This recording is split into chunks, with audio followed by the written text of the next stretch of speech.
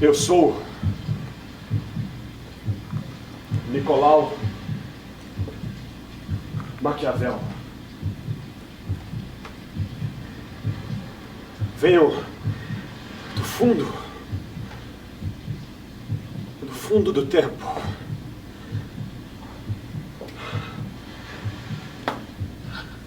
O fôlego de um náufrago não teria sido maior que o meu para chegar até aqui.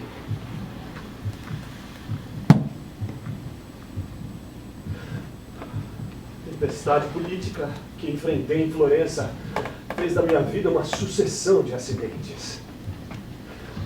O final feliz passou muito longe dos meus olhos.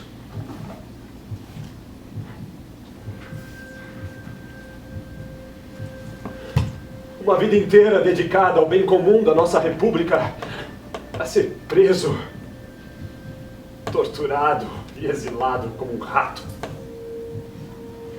No limite da vida e da morte.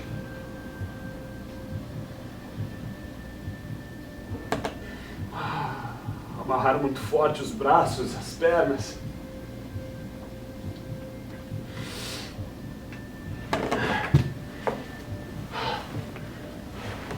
A inveja come o fígado dos incapazes e tenta confundir o caminho dos talentosos. Vejo os moralistas desprezíveis deturpando as minhas letras conforme seus próprios interesses. Meu berço nunca foi de ouro. Essa é a razão de tanto ódio dos meus inimigos aristocratas. Fui deportado, esquecido, maltratado. Me bateram, prenderam, trancaram, esfolaram. Mas eu estou aqui, vivo, para este depoimento. Neste momento, a minha alma está em leilão aos devoradores do poder. A Santa Igreja ainda não suporta ouvir meu nome, muito menos meus escritos. E os políticos ainda não se decidiram se me amam ou se me odeiam. Por ora, é o que eu tenho a oferecer, com a certeza de que chegará um novo tempo, em que os meios para se alcançar os fins serão mais nobres, onde a ética será outra. Eu acredito. Há uma luz no fim do túnel. Há uma porta aberta. Novas lideranças despontam nesta terra. E um novo sol começa a brilhar. Pelos meus cálculos, eu caminho há 500 anos entre o céu e o inferno, desde que ofereci essas minhas palavras ao príncipe de Florença. Ah, Florença! A única cidade do mundo em que o olho não encontra nada feio, em que o nariz não sente nada repulsivo e os pés não pisam qualquer sujeira. Ah, Florença, que outrora havia sido a mais bela república, em meio a monarquias e principados reinantes em toda a Europa. Na época de ouro do Renascimento italiano e das grandes descobertas das terras mágicas do Novo Mundo, que hoje sei chamarão Brasil. Eu vejo claramente no meu futuro que eu desconheço. Vossos olhos, neste presente de agora, revelando que o meu serviço para o governo dos homens não foi e nem nunca será em vão. Acredito, ano após ano entenderão minhas letras. Por isso eu estou aqui, neste lugar de balanço e passagem, para apresentar o meu depoimento final.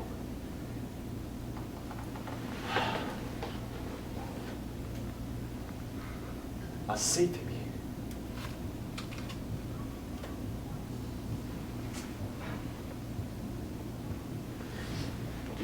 Por onde devemos começar, meus senhores? Por onde, excelentíssimos? Eu devo dizer... Boa noite. Boa noite. Boa noite. Ou eu devo dizer... Bom dia. Bom dia. Bom dia. Eu não sei...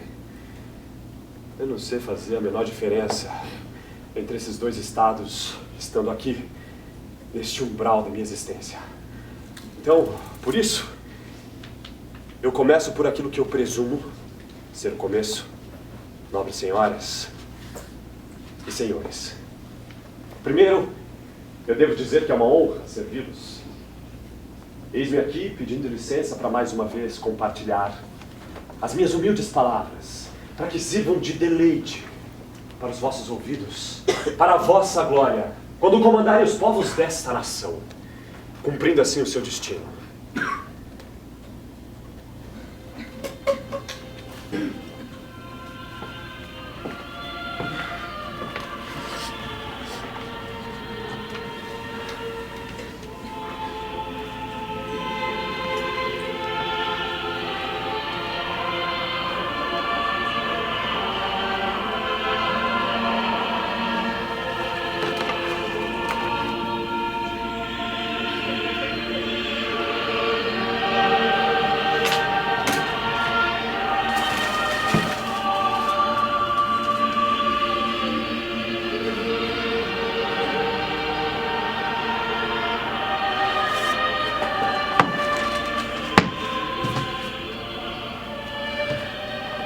A minha dor eu compartilho em versos inspirados em Petrarca, Lucrécio, Virgílio e Dante. Hoje escrevo essas palavras com a esperança de que sejam ouvidas e que tragam a minha liberdade para eu ter de volta a companhia daqueles que eu tanto amo, para eu ter de volta o ofício de servir a política, a qual dediquei toda a minha vida. Que essas palavras possam ajudar a guiar os passos dos grandes comandantes. Como meu último ato de fé na humanidade, eu vos apresento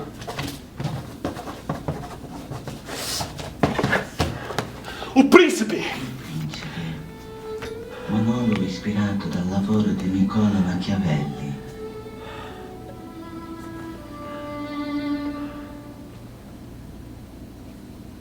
Todos nós sabemos que quem deseja conquistar as graças de um príncipe costuma oferecer as coisas que considera mais valiosas. Terras, costuma oferecer dinheiro, cavalos, armas, amizade, dignos da sua grandeza. Pois no meu caso, eu não encontrei coisa que me fosse mais rica quanto o meu conhecimento das ações dos grandes homens da história. E já que eu não estou no topo da montanha como um príncipe, que de cima olha os seus súditos, eu posso, daqui de baixo, olhar e descrever os passos dos grandes comandantes. É com grande diligência que ofereço agora esses humildes conselhos. Primeiro conselho, domínio.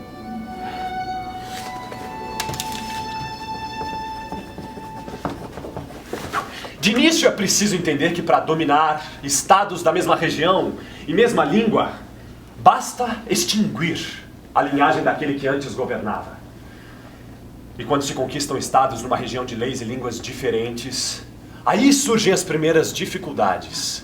E é preciso ter muita disciplina, grande virtude e sorte para mantê-los dominados. Um dos grandes remédios é o conquistador estabelecer colônias que sejam firmes, como grilhões inquebrantáveis. O assentamento das colônias só prejudica aqueles de quem se tomam as casas, não é mesmo? E esses, ficando dispersos, desterrados, pobres, não podem causar dano algum. Um dia, ainda saberemos que o digníssimo fundador e eterno defensor do Brasil, excelentíssimo Dom Pedro I, agiu assim ao decidir não voltar para Portugal como queria o seu pai, rei Dom João VI. Ele fez dessa colônia a capital do império e fundou a Pátria Brasil, tornando célebre o seu pronunciamento. Se é para o bem de todos e felicidade geral da nação, eu estou pronto. Digam ao povo que fico. E os romanos? Os romanos? Os romanos, como conta Lívio na história de Roma, eles assentaram colônias em todas as províncias que se apoderaram. Eles conquistaram a adesão dos mais fracos, sem lhes aumentar o poder. Enfraqueceram os fortes. E não permitiram que os estrangeiros poderosos conquistassem prestígio. Os romanos fizeram o que todos os comandantes prudentes devem fazer. Não devem ter cuidado somente com as desordens presentes, mas com as futuras. Porque previstas a tempo podem ser facilmente remediadas. É como falam os médicos. A doença se cura no início, não no fim. Porque a doença em seu início, ela é de difícil diagnóstico, mas de fácil cura. Mas se ela não for conhecida nem tratada, torna-se de fácil diagnóstico, mas de difícil cura. Segundo conselho, imitação.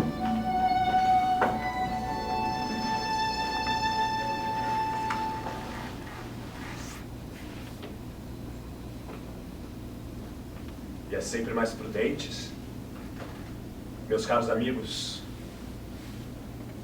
é sempre mais prudente seguir os caminhos dos grandes homens, agindo por imitação. Porque mesmo não sendo possível chegar à grande virtude, pelo menos sentimos dela o seu perfume. E podemos relembrar agora aqueles que se tornaram os maiores exemplos de liderança na história. Moisés, Alexandre, Teseu e César Borgia. Alguém mais que tenha ultrapassado a minha época renascentista? Ou que irá ultrapassar? Dom João VI? Dom Pedro I? Dom Pedro II? Quais são os líderes, para os senhores, para as senhoras, que são os maiores exemplos de liderança na história? Adolf Hitler? Lenin? Stalin? Quais príncipes nós desejamos convocar nesta ágora, agora? Quais príncipes são referências? Che Guevara? Vivo, morto, qual é a diferença? Ahmadinejad, Getúlio Vargas, Juscelino Kubitschek, George W. Bush, Gandhi? Talvez? Quem? Martin Luther King, Roosevelt, Churchill? Quem? Quais príncipes deste presente onde estamos agora? Fernando Henrique Cardoso? Ai, não. Hã? Não, esse não. Não. Luiz Inácio Lula da Silva? Barack Obama? Merkel? Dilma? Nelson Mandela? Yasser Arafat? Netanyahu? Marina Silva? Napoleão Bonaparte? Napoleão, grande príncipe do meu futuro, arrojado imperador da França, que autocoroa-se, comentarista das minhas letras, pretensioso, quis dispensar as graças a Moisés, dizendo que o profeta apenas executava as coisas que lhe eram ordenadas por Deus, quando deveríamos admirar Moisés e reconhecer tamanho dom que o tornava digno de conversar com o Pai. Se nós examinarmos as vidas desses líderes, nós veremos que todos tiveram da sorte apenas a oportunidade. Sem a oportunidade, o seu ânimo teria se apagado. E sem virtude, a oportunidade teria surgido em vão. Terceiro conselho: sorte. Sei que muita gente acredita que a vida seja governada exclusivamente pela sorte. E que por essa razão, talvez não valesse a pena estudar, se preparar, estar pronto é tudo. Mas eles acreditam que é melhor deixar se governar pela sorte. Bom, para que o nosso livre-arbítrio não seja extinto, eu considero que a sorte governe apenas a metade de nossas ações, mas que ainda nos deixe governar a outra metade. Eu comparo a sorte a um rio torrencial, que em sua fúria alaga planícies, destrói árvores, edifícios, carrega a terra de um lugar para outro. Todos cedem ao seu ímpeto. Mas quando o tempo está tranquilo, os homens podem construir anteparos para que o ímpeto da natureza não seja tão violento. O líder que se apoia totalmente na sorte arruína-se. É melhor ser impetuoso do que cauteloso, porque a sorte não conhece limites e é necessário dominá-la. Porque a sorte, tal como a mulher, ela sempre se deixa vencer pelos impetuosos. Ela é amiga dos jovens, que são mais atrevidos e com maior audácia conquistam. Quarto conselho: virtude. Tempo.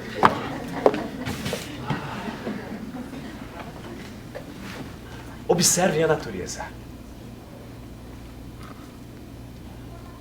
As coisas que nascem e crescem depressa não têm raízes profundas para enfrentar tempestades.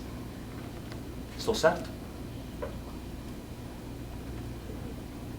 Aqueles que rapidamente se tornam líderes, por sorte, não encontram nenhuma dificuldade pelo caminho porque voam para o topo. Mas todas as dificuldades surgem depois que estão no poder. São aqueles que ganham o poder e se mantêm, graças à vontade daquele que o presenteou. Esses líderes que rapidamente, assim, chegam ao topo, tal como todas as coisas que não têm estrutura firme, são eliminados na primeira adversidade, pela falta de virtude. E nisso eu e Napoleão concordamos. A sorte nasce da virtude. A virtude acima de tudo. E quem achar necessário em sua liderança se proteger dos inimigos, cultivar os amigos, vencer pela força ou pela astúcia, se fazer amar, seguir e temer pelos povos e pelos soldados, não encontrarão exemplos mais potentes que as ações de César Borgia. Atenção à história deste grande homem, chamado pelo povo Duque Valentino, um senhor glorioso, muitíssimo afortunado e habituado a vitórias. Ganhou um estado da Igreja Católica em 1498, por influência do seu pai, o Papa Alexandre VI, que desejava fazer do seu filho um grande príncipe. Então, César Borgia decidiu não depender das armas dos outros, e para enfraquecer e conquistar as facções inimigas, ele distribuiu presentes, cargos políticos e funções militares. E assim ele esperou uma oportunidade para eliminar os chefes dessas facções. Foi quando esses chefes organizaram uma rebelião, a exata oportunidade que Borgia aguardava. E com a ajuda dos franceses, César Borgia matou cada um desses chefes. Mas como não confiava no rei Luís XII da França,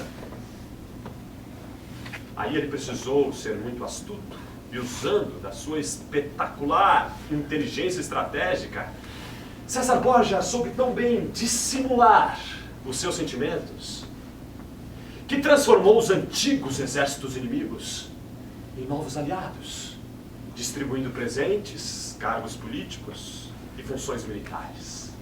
E assim, César Borgia reconquistou a sua reputação e pôde dispensar o apoio dos franceses. Dessa forma, Duque Valentino tinha lançado boas bases para o seu reino. E quando Borgia invadiu a Romanha, ele a encontrou repleta de latrocínios, de brigas, e julgou que era necessário ter ali um bom governo. Então, nomeou como ministro Ramiro de Lorca, um homem cruel ao qual deu os mais amplos poderes. Ramiro, em pouco tempo, calou a Romanha, usando o poder da violência.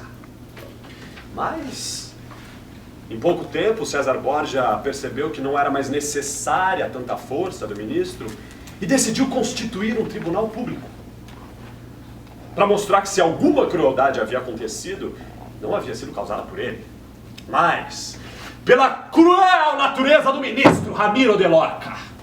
E aproveitando a oportunidade, César Borgia, numa certa manhã fria, triste, cinza, César Borgia mandou colocar o ministro Ramiro de Lorca na praça pública de Cesena, cortado em 2 pedaços, com a faca ensanguentada ao lado.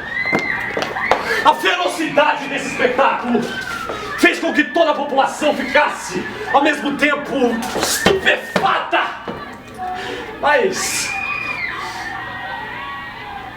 satisfeita.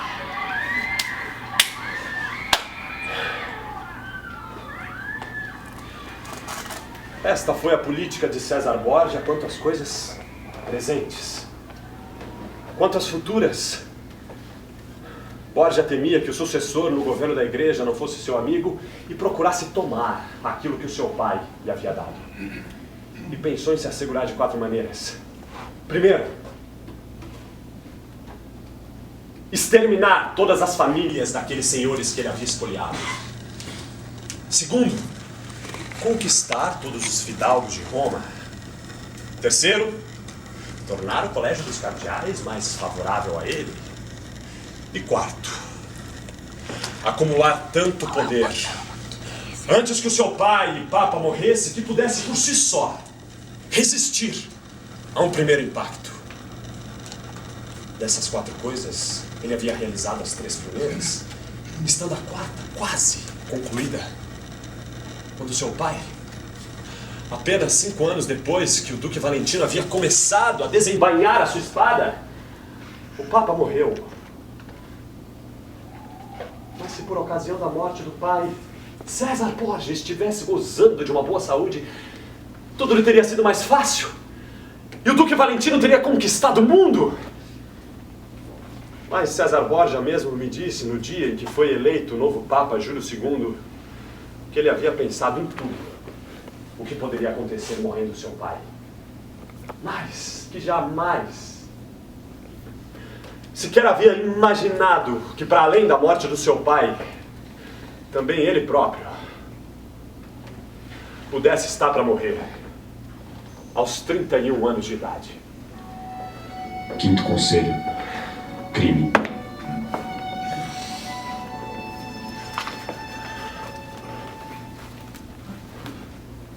Há também aqueles que se tornam líderes de forma criminosa, não é mesmo? O general Oliverotto, da cidade de Fermo, ficou órfão de pai e foi criado pelo seu tio materno, Giovanni Fogliani. E na juventude, Oliverotto foi encaminhado para a vida militar. E em pouco tempo ele se tornou o primeiro homem da sua tropa. Mas para ele era coisa servil ficar sob ordens. E com a ajuda dos seus amigos, ele decidiu ocupar salvar a sua cidade natal. E escreveu ao seu tio dizendo que gostaria muito de visitá-lo para conhecer o seu patrimônio e desejava ser recebido por 100 cavalos.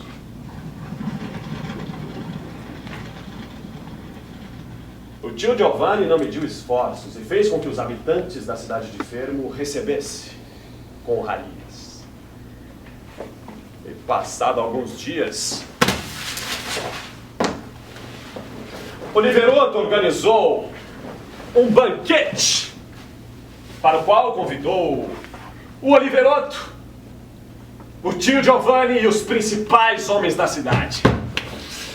Consumadas as iguarias neste banquete, o general Oliverotto falou de alguns assuntos graves, como da grandeza do Papa Alexandre VI e do seu filho César Borgia. De repente se ergueu, dizendo que esses assuntos deveriam ser tratados em um lugar um pouco mais secreto. Retirou-se para uma sala secreta, seguida por todos os outros.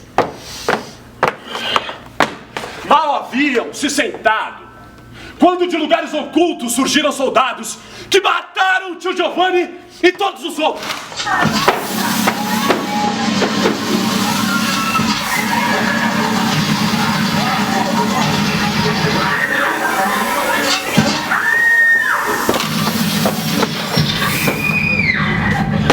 Depois desse homicídio, Oliverotto montou a cavalo e correu à cidade acompanhado por seus homens.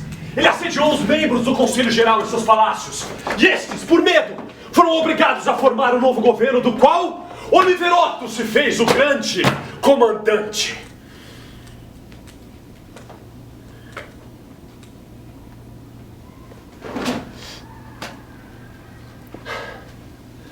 A destruição de Oliverotto teria sido muito difícil se ele não tivesse sido enganado por quem, meus senhores? Oliverotto foi enganado por César Borgia, que o aprisionou exatamente 1 ano depois de Oliverotto ter cometido essa chacina. Oliverotto foi estrangulado por César Borgia.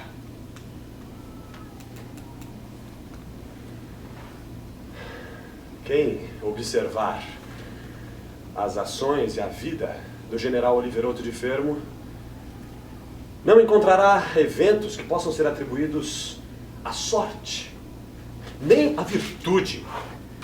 Porque não podemos chamar de virtude matar os seus concidadãos, trair os seus amigos, não ter fé nem piedade. Esses meios podem levar à conquista do poder, mas não à glória.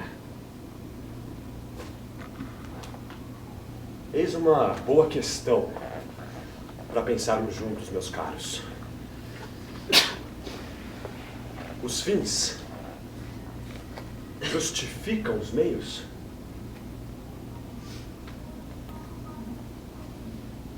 Qual a importância do caminho desde que o fim seja alcançado? Para os senhores, os fins justificam os meios? Para o nobre Bonaparte, a glória acompanha o triunfo, seja qual for o caminho escolhido para alcançá-la. Um dia, o imperador me acusará de ser moralista.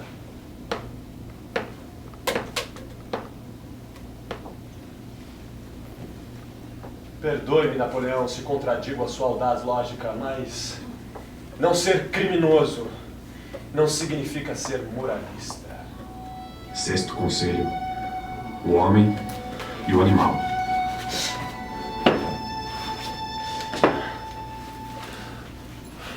Aliás,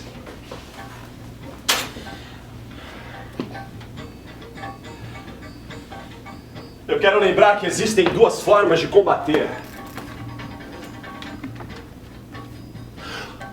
Uma com a lei e a outra com a força. A lei é própria do ser humano e a força do animal. Muitas vezes a lei não é o suficiente e, inevitavelmente, emprega-se a força. E no passado isso foi ensinado aos nobres iniciados em segredo pelos antigos mestres sacerdotes.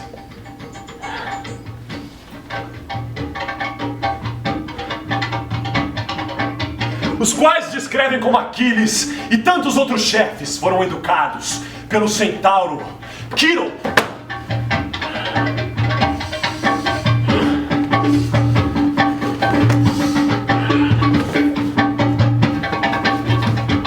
Isso quer dizer ter por mestre um ser meio homem e meio animal. E um príncipe precisa saber usar essas duas naturezas. Uma sem a outra não é duradoura. Os animais devem tomar como modelo o leão e a raposa. Porque o leão não sabe se defender das armadilhas e a raposa não tem defesa contra os lobos. Cícero denunciou aqueles que agiam pela fraude, pela violência, dizendo que esses meios eram próprios dos animais, não do ser humano. Eu penso o contrário. Penso que um príncipe, um líder, deve saber agir como humano e como animal. Deve ser leão para aterrorizar os lobos e raposa para escapar das armadilhas. Aqueles que usam apenas os modos do leão não entendem nada dessa arte.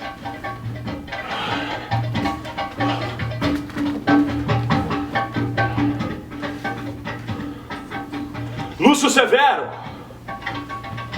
soube usar muito bem a índole do leão e da raposa. O primeiro cidadão nascido em uma província, sem ascendentes romanos, a conquistar o trono do império. Lúcio Severo persuadiu seu exército a ir até Roma, vingar a morte de Pertinax.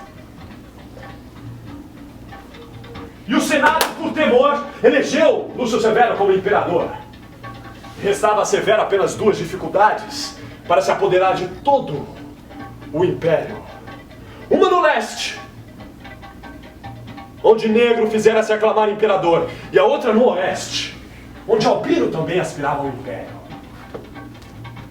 Como Lúcio Severo julgou muito perigoso revelar-se inimigo de ambos, então ele decidiu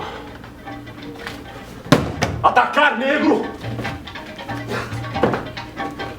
e enganar Albino, ao qual escreveu dizendo que, tendo sido eleito imperador pelo Senado, desejava compartilhar com ele esta dignidade. Enviou-lhe o título de César. E essas coisas foram aceitas por Albino como verdadeiras. Mas depois que ele venceu e matou Negro, pacificada a situação no Oriente, ele queixou-se ao Senado, dizendo que Albino havia procurado matá-lo. Então Lúcio Severo foi ao seu encontro na França e lhe tirou o Estado e a vida. Quem observar as ações de Lúcio Severo deverá achá-lo um ferocíssimo leão e uma astuciosíssima raposa.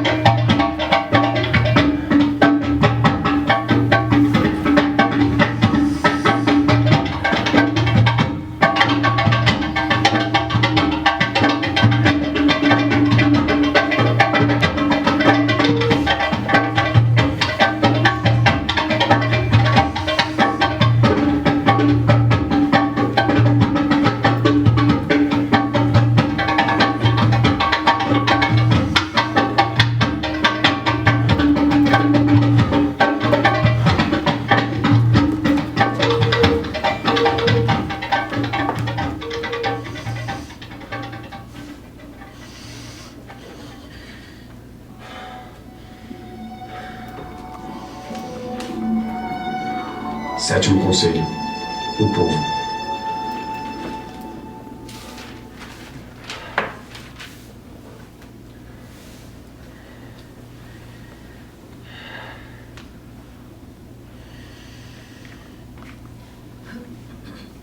Em toda a cidade existem duas tendências.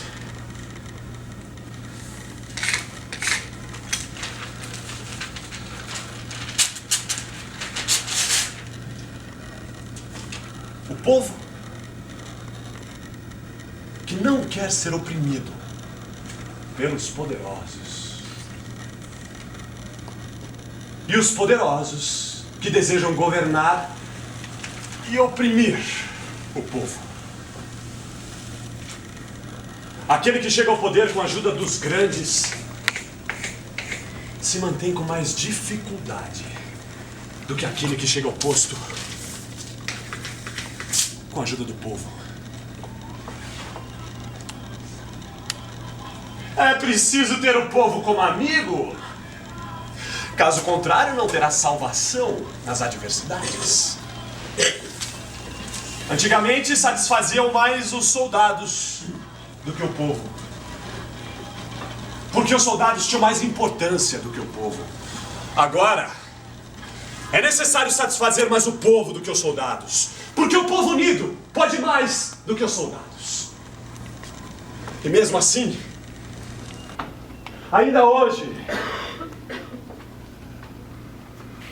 pelo mundo inteiro, os soldados ainda impõem a sua força para oprimir o povo. Oitavo conselho. Fortalezas.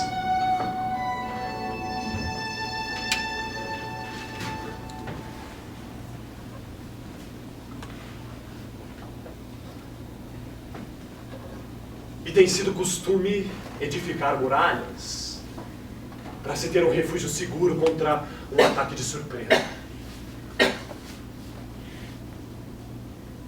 A muralha da China, Israel, Palestina, Estados Unidos, México. Bem, a melhor fortaleza que possa existir é não ser odiado pelo povo. Porque mesmo que tenha muralhas, se o povo te odiar, elas não te salvarão. Os senhores creem ser possível governar com segurança, sendo odiado pelo povo? Nono conselho. Armas.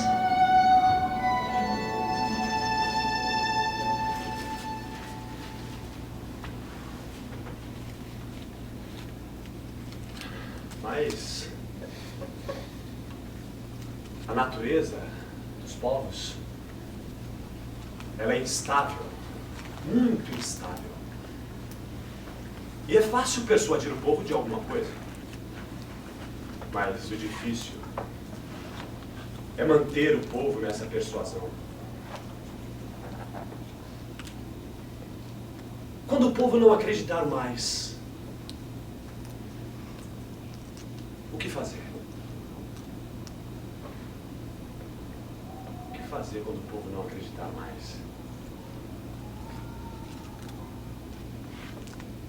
É preciso fazer crer pela força militar. Décimo conselho. Exércitos. É que as principais bases de um país são as boas leis e os bons exércitos. Não se pode haver boas leis onde não existem bons exércitos. E onde existe bons exércitos, convém que haja boas leis. Um governante, um bom governante, deve ter o seu estado tão forte que possa por si próprio fazer a sua própria guarda, sem depender das tropas mercenárias, que são todas inúteis. O imperador de Constantinopla fez entrar na Grécia 10.000 turcos. E quando a guerra acabou, os turcos não quiseram abandonar a Grécia, iniciando a sujeição da Grécia aos infiéis milicianos turcos. Um governante prudente sempre tem fugido dessas milícias, que são todas inúteis, preferindo perder com as suas tropas a ganhar com essas outras. Aliás, eu faço questão de trazer à nossa memória uma narrativa do Antigo Testamento feita a este propósito. Quando Davi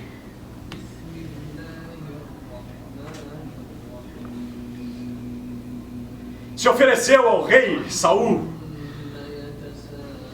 para lutar contra o gigante Golias, o rei ofereceu a sua própria armadura para encorajar Davi, mas assim que Davi a experimentou, ele a recusou, dizendo que com ela ele não poderia dar o melhor de si mesmo, preferindo enfrentar o inimigo apenas com seu estilingue e a sua faca. E assim, Davi venceu.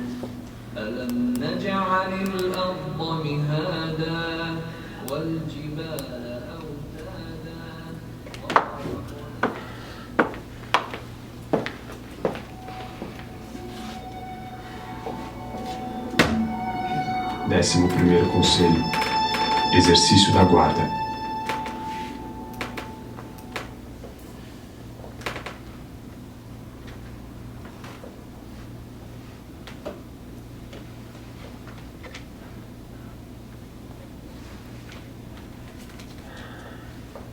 Jamais um governante prudente deve desviar o seu pensamento do exercício da guarda. Principalmente em tempos de paz. Mais do que em tempos de guerra.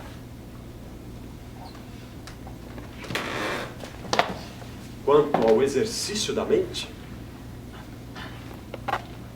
o líder deve conhecer a história, observar as ações dos vencedores, examinar as causas das suas vitórias, das suas derrotas, e imitá-los. Filopêmenes, o grande príncipe dos antigos gregos, os aqueus, quando caminhava pelos campos com seus amigos, frequentemente ele parava e debatia com eles. Se os inimigos estivessem sobre aquela colina e o nosso exército aqui, qual de nós teria vantagem? Como atacá-los mantendo a formação da tropa? E se quiséssemos nos retirar, como deveríamos proceder? E se eles se retirassem, como faríamos para atacá-los? Décimo segundo conselho: posicionamento. Um líder só é estimado quando é verdadeiro amigo e verdadeiro inimigo. Essa atitude é sempre mais útil do que ficar em cima do muro. Filopêmenes já dizia: não há nada mais prejudicial do que não intervir no confronto, porque sem recompensa nem glória serás presa do vencedor. Enfim,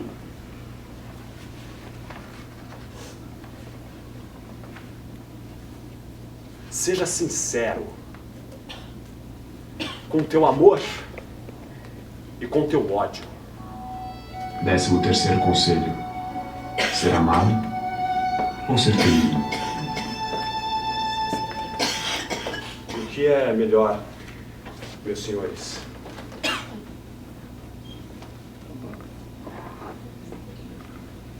É melhor ser amado? Ou é melhor ser temido? O que acham? Temido, temido.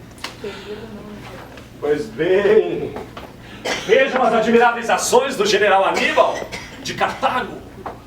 Lembram-se dele? Considerado por mim e tantos outros como um dos principais táticos militares da história.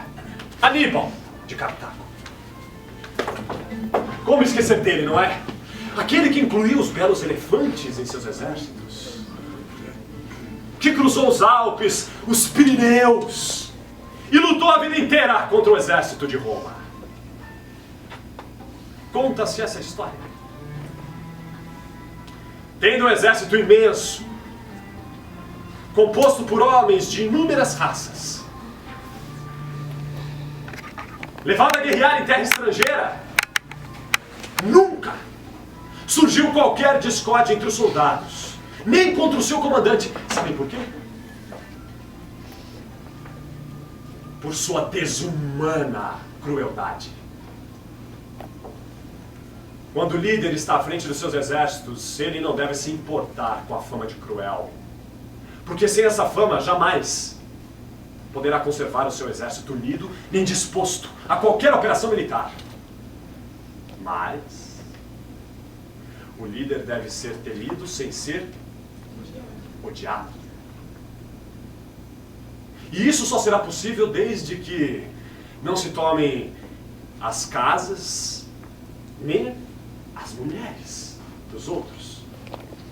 Deve poupar, sobretudo, as casas e os bens dos outros.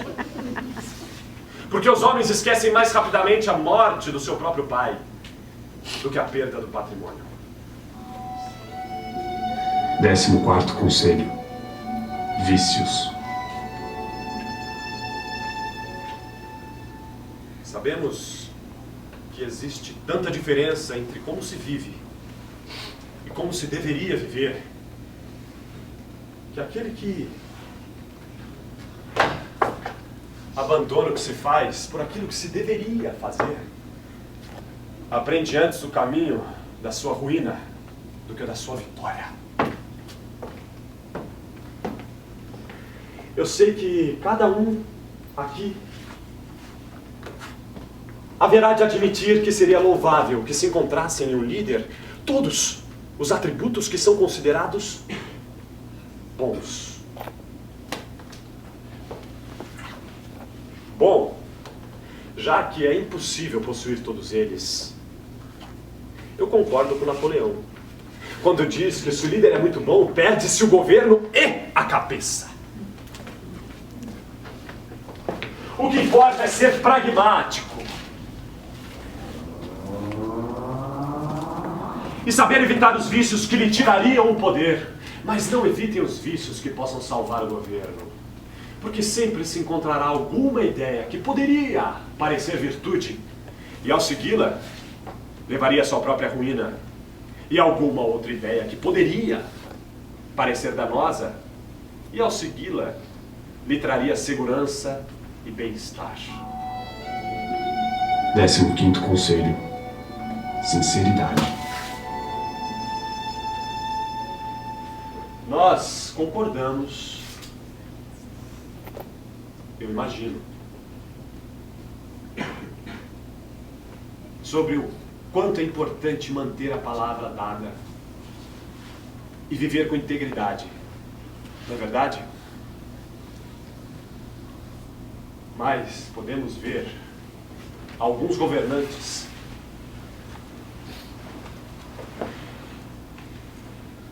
que souberam muito bem, pela astúcia, enganar os cérebros dos idiotas, superando aqueles que se basearam na sinceridade.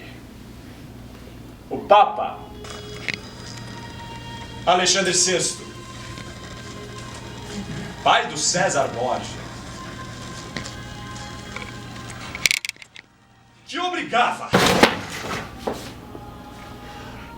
a sua filha adolescente, Lucrécia Borgia, a transar com ele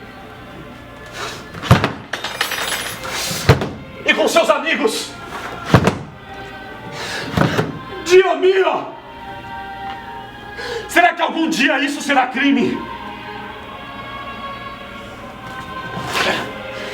Esse Papa jamais fez outra coisa nunca pensou em outra coisa a não ser em enganar os cérebros da humanidade, sempre encontrando oportunidade para fazer. Se os outros não mantêm a palavra contigo, você deve mantê-la em relação a eles. Se todos os homens fossem bons, esse conceito de ser bom não seria necessário. 16º conselho. Aparência. Na prática política não é necessário ter de fato todas as qualidades, mas é bem necessário parecer tê-las. Como, por exemplo, parecer piedoso, parecer fiel, parecer religioso e ser de fato, mas estar predisposto a ser o contrário quando precisar. No teatro da política é bem necessário saber usar as máscaras da vida. Em geral, os homens julgam mais pelos olhos do que pelas mãos, porque a todos é concedido ver, mas a poucos é dado perceber. Todos veem aquilo que tu aparentas ser, mas poucos percebem aquilo que tu és. 17º conselho. Pão e circo. E um príncipe deve mostrar-se amante das virtudes, honrando os melhores numa arte. Deve instituir prêmios àqueles que realizarem coisas que engrandeçam seu estado. Deve distrair o povo com festas, pão, circo, espetáculos, carnavais. E deve estar sempre disposto a reunir-se com as sociedades, mantendo sempre firme a majestade da sua dignidade.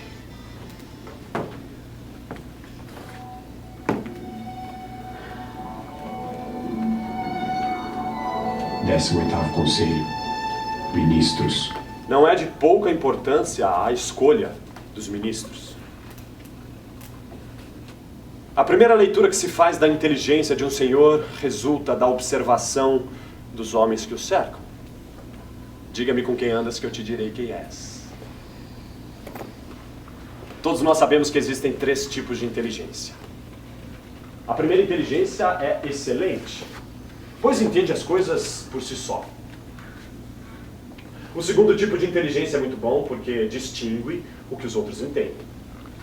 E o terceiro tipo é inútil, pois não entende nem por si nem por intermédio dos outros.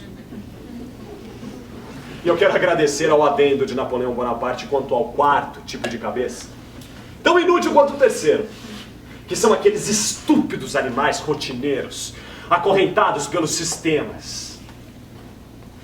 Está coberto de razão, Napoleão. São umas bestas inúteis.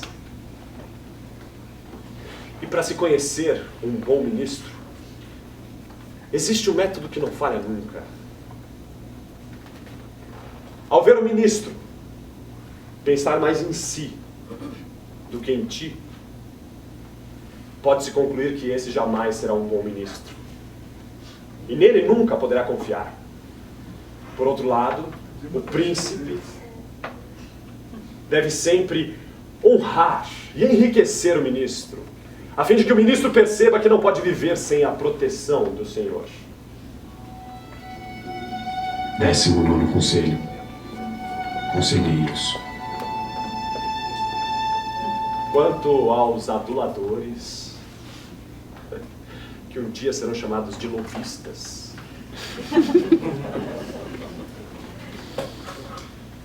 será que vão conhecer a minha história sobre os lobos, raposas, leões? Não há outro meio de se resguardar desta corja, a não ser fazer os homens entenderem que não te causam desgosto ao dizer a verdade. Mas um líder prudente sempre tem escolhido apenas 2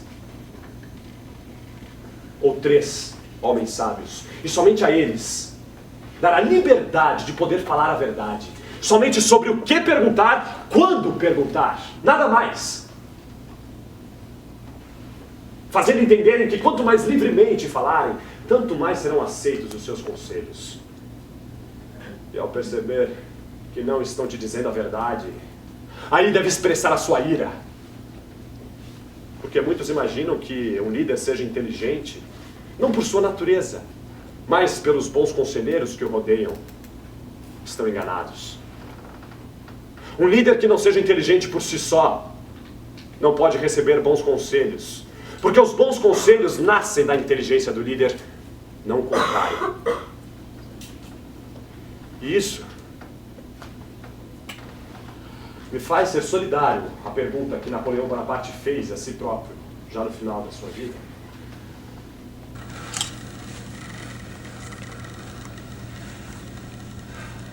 Por que não pude formar novos grandes homens?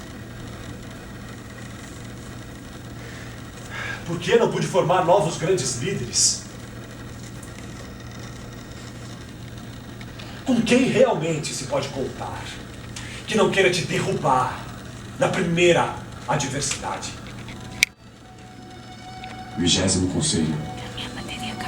Cura.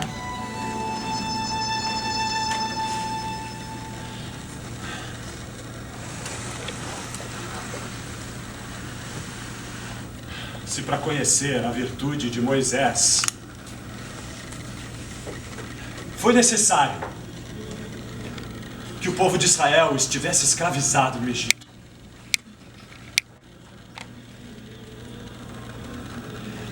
e para conhecer o valor de Teseu foi necessário que os atenienses estivessem dispersos, também querendo conhecer a virtude do espírito italiano, foi necessário que a Itália se reduzisse ao ponto em que se encontrou.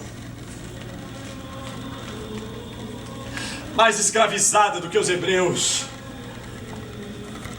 mais desunida do que os atenienses, sem chefe, sem ordem, invadida, arruinada. Ela implorava a Deus que lhe enviasse alguém que a redimisse daquelas crueldades bárbaras, estando ela pronta a seguir uma bandeira, desde que houvesse quem a empunhasse, com dignidade, para liderar o povo rumo à soberania da pátria. Se observarmos as ações desses raros e maravilhosos líderes, veremos que tiveram da sorte oportunidade menor do que esta presente.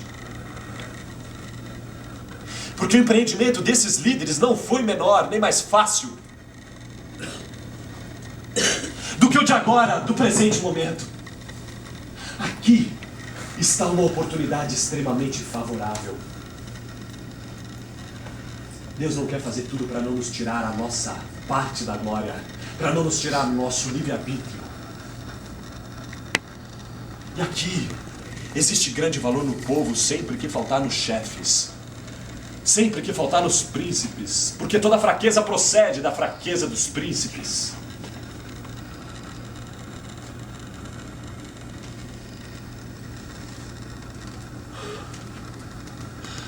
Meus senhores, a vós escrevo. E tomem, portanto,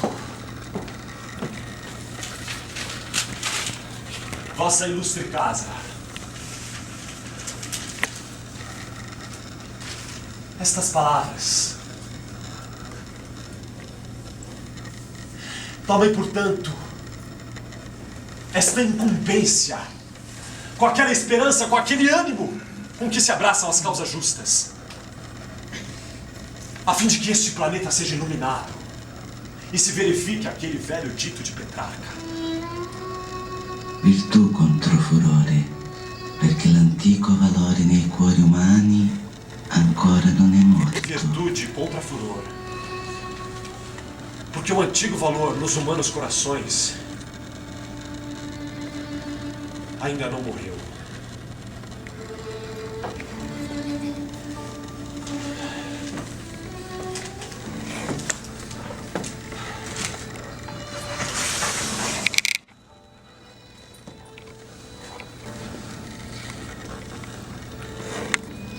Assim me despeço, meus senhores.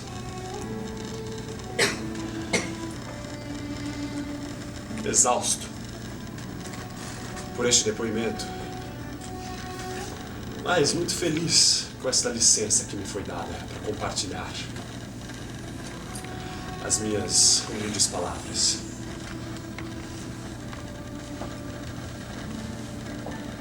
Eu sou eternamente grato à vossa atenção.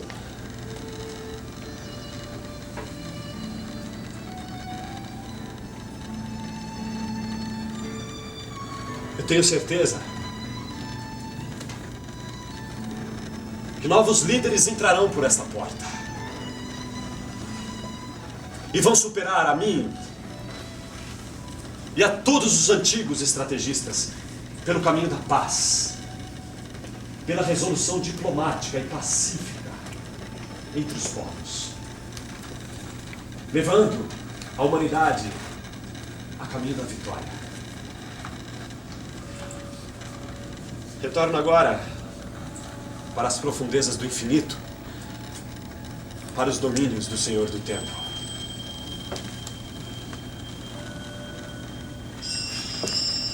Entregando a vocês e ao futuro essas que sempre foram as minhas doces companheiras. As palavras. Para que façam o seu próprio juízo sobre elas, para concluírem se eu sou digno ou não de viver entre os imortais.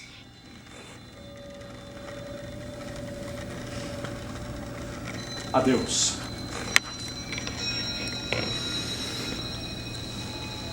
Adeus.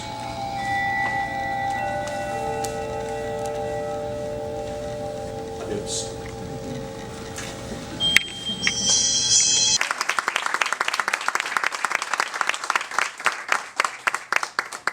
Agradecer muito a presença e a companhia de vocês nessa noite. E um agradecimento muito especial à nossa equipe, que mesmo sendo um monólogo, nós não fazemos teatros sozinhos, nunca. Então quero agradecer hoje especialmente ao Ricardo Fuji, que fez a iluminação do espetáculo e está fazendo a nossa gravação.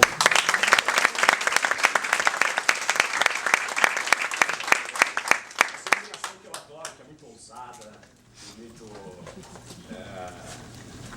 propositiva. E eu quero agradecer a Juliana Schau, que fez a assistência de direção e a produção do espetáculo.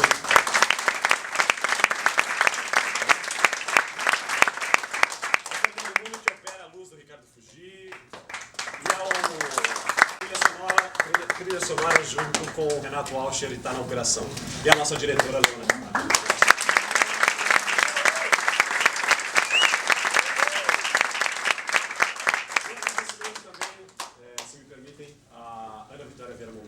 Que fez a dramaturgia ao meu lado, de trazer esse conteúdo de um livro que não é uma proposta de um teatro, né, e sim de um ensaio político, e esse desafio que a gente se arrisca a trazer para o teatro uma história que a partir de um texto não dramático, de um texto que não é teatro, mas a gente está aí se arriscando a fazer teatro. Então, muito grato. Bravo!